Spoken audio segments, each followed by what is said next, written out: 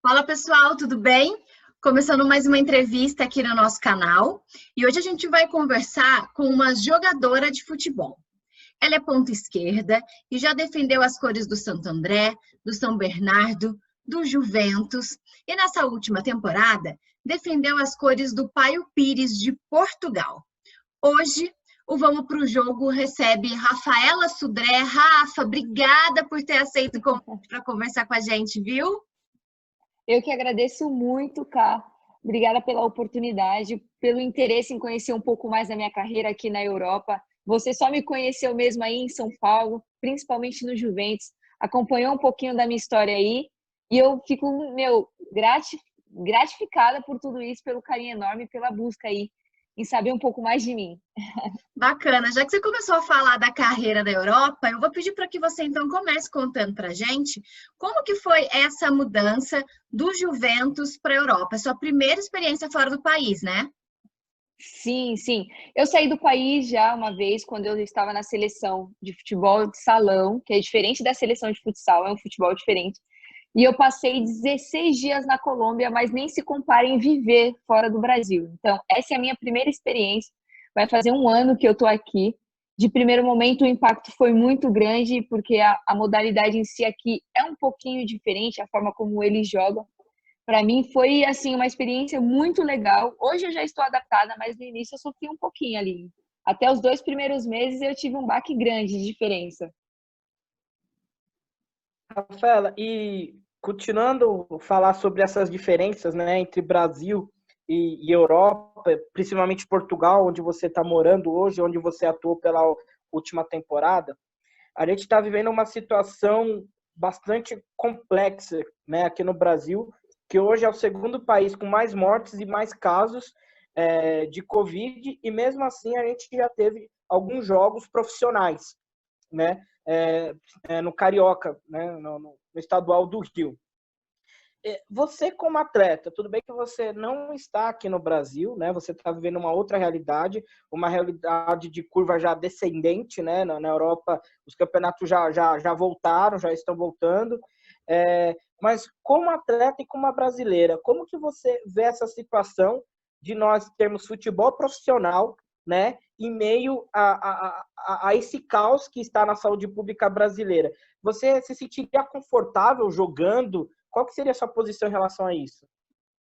Bom, eu sou até um pouquinho crítica com relação a isso.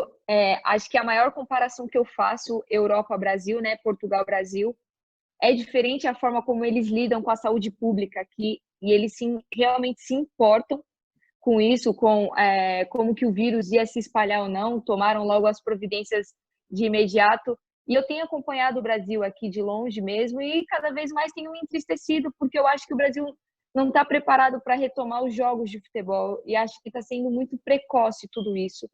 Aqui, eles demoraram muito para deixar e ainda assim só o masculino conseguiu voltar e da primeira liga. Nada mais, não tem treinos, não tem jogos de nada. Então, eu imagino que um campeonato tão pequeno quanto... Pequeno que eu digo comparado com o Brasileirão, um campeonato carioca, acho que não deveria voltar ainda, até o Brasil se estabilizar. Porque, como eu tenho visto, tem sido mais de 1.000 mortes aí, de repente, por dia, se eu não estou enganada. Isso mesmo. Então, acho que é uma maneira da gente piorar a situação do Brasil e mostrar com que realmente nós não se importamos com a saúde dos outros, e sim apenas com o esporte. Né? A gente sabe a gente diz que o Brasil é o país do futebol, mas antes de tudo vem a saúde, né? O risco que os jogadores vão dar para os outros, por mais que tenha os testes e tudo mais, acho que ainda assim nós não temos estrutura no Brasil para assumir e recomeçar um campeonato. Acho que é um pouco de equívoco aí. A comparação do futebol, no futebol feminino, entre Brasil e Portugal. Porque você acabou de comentar da saúde, o Brasil está tomando uma goleada na saúde e na questão do futebol feminino. Na evolução, no jogo em si. O futebol português está muito à frente do brasileiro? Cara, não. Não. O futebol brasileiro ele tem uma coisa que é única, que é a ousadia. O futebol brasileiro ele é ousado. O futebol português, eu digo português porque foi onde eu joguei, né? Não vou dizer europeu porque eu ainda tenho que passar por outros clubes da Europa. Mas aqui em Portugal, eu costumo falar um pouquinho que eles são quadrados. Eles são muito diretos e retos na questão da tática. É simplesmente muita tática, e você acaba sendo robotizado. É difícil você achar um clube que te deixa livre para jogar aquilo que você sabe. No Brasil, a gente joga de forma mais livre, mais alegre, mais descontraída. Para a gente, o futebol é o prazer, é a alegria. E é isso que a gente demonstra dentro de campo. É por isso que os europeus ficam tão alucinados com os brasileiros quando vêm para cá, porque é esse jeito alegre de jogar, despreocupado. Claro, tem a importância de ser um jogo, a gente sabe das competências e da responsabilidade, mas a gente ainda assim joga com alegria.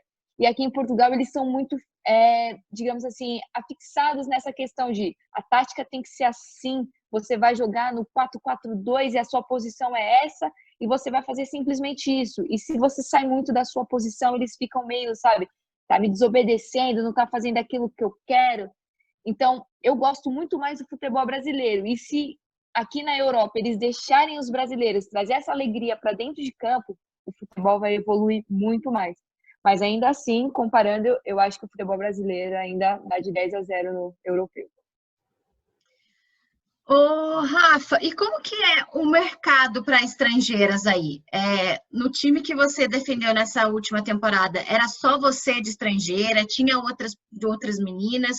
Como que é até também dos times adversários, né? Sim, aqui, cara, depois que o Benfica, né, ganhou toda essa estrutura no futebol feminino, os outros times também começaram a pensar como eles investirem nas estrangeiras.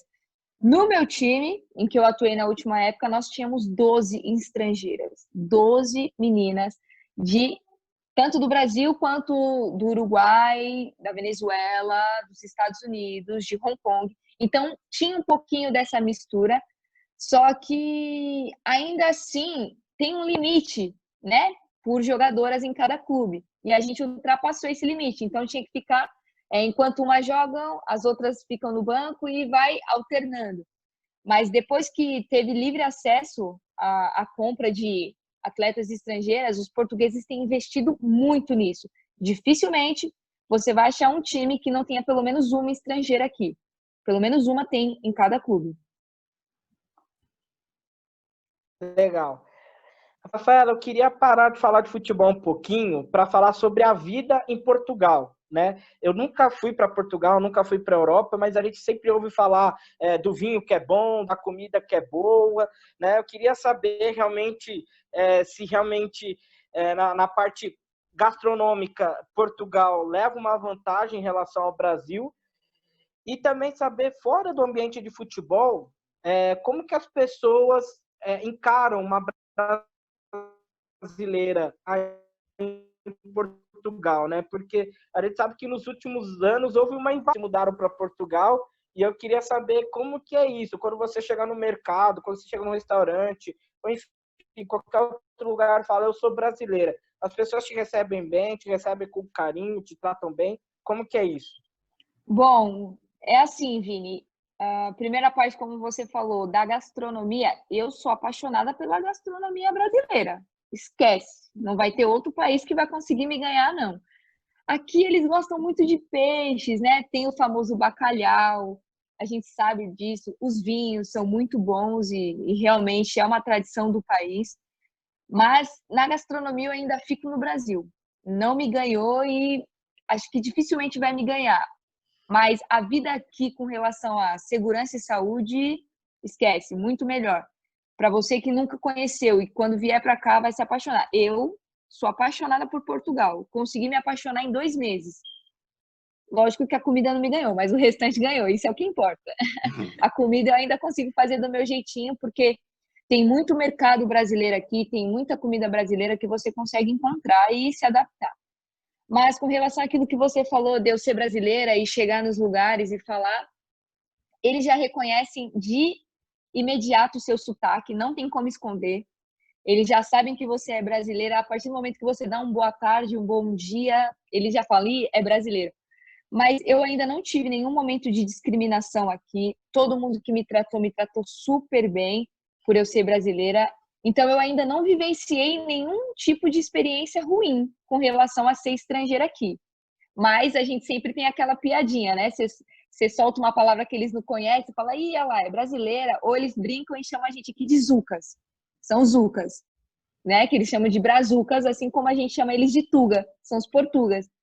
Mas, graças a Deus, ainda não vivi nenhum tipo de discriminação e eles me tratam super bem. O atendimento é igual, não senti diferença. Ô, Rafa, você é formado em educação física. Eu queria saber como que você conciliou os estudos com a carreira e se você já projeta para o futuro ocupar outros cargos dentro do futebol ou de outra modalidade, de outro esporte que você gostaria de fazer. Bom, Samu, o que acontece? Quando eu me formei em educação física e ingressei na faculdade, eu fui bolsista. Então, eu ganhava bolsa na faculdade para atuar no futebol e representar a minha faculdade nos campeonatos universitários.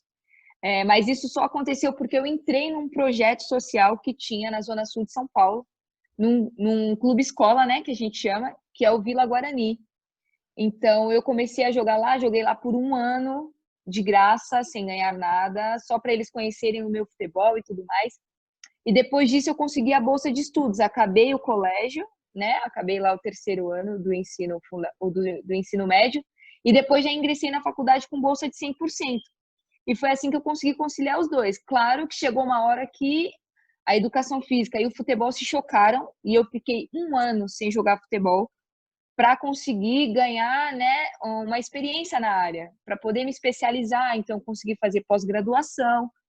Mas eu não pretendo atuar na área do futebol mais para frente. Eu gosto de trabalhar com emagrecimento, então quem me conhece, quem me acompanha, sabe que eu mantenho ainda esse trabalho duplo, só que de forma online. Eu tenho um canal no YouTube também, eu tenho um Instagram.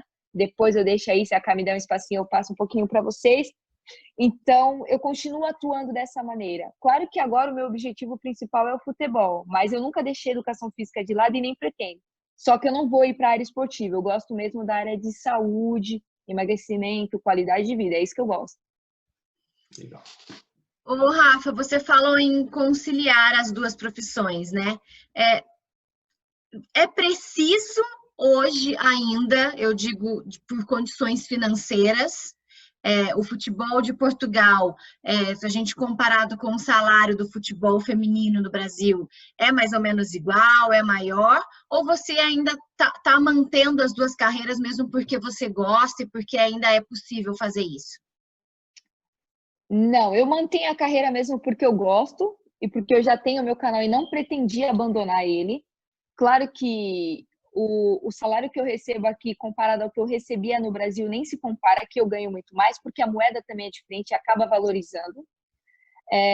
Então, foi um dos motivos também de eu ter largado tudo no Brasil, porque eu deixei o emprego registrado, eu deixei uma equipe de treinamento funcional que eu tinha, eu deixei os meus personal trainers todos e falei, eu vou para Portugal viver um sonho, que é jogar futebol profissionalmente e viver só disso.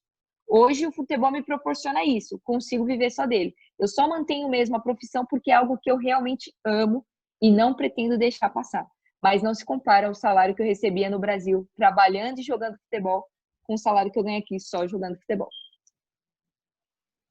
Ô, Rafa, desse pouco tempo de entrevista, né, já deu para perceber que você fala muito bem, né? E você acabou de falar que tem um canal no YouTube e tal. E eu queria saber, primeiro, como que você entrou no futebol, né? Porque tem pessoas que entram por paixão, tem pessoas que entram porque vê que é uma possibilidade ali de ter uma vida melhor, vamos dizer assim. Só que você fala bem, você parece que tem uma veia empreendedora, né? E também tem essa questão de